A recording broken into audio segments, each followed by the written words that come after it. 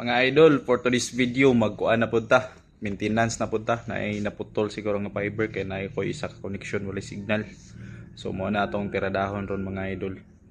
So before ta naabot sa isla mga idol, nagbiyahe dita ganina mga idol gikan sa Davao City.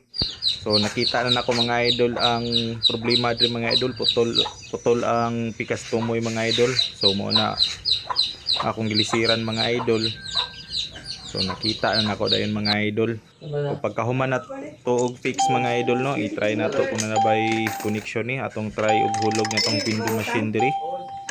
So kita niyo mga idol, nag-credit na mga idol.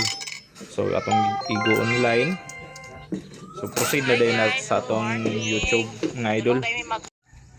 So diri na pud ko mag-maintenance guys. Kini nga linya is padulong ni sa mua sa mong balay. So check na ko kay walay signal. Sayang ang income dito sa Pikas Bindo nga kung gitauran walay signal diri. Ay dito. So ako na po ning i-check ang linya diri kay basig na napoy putol. Ang gamit ag laser guys, tanawon ako dito sa mua ko nabay kuan.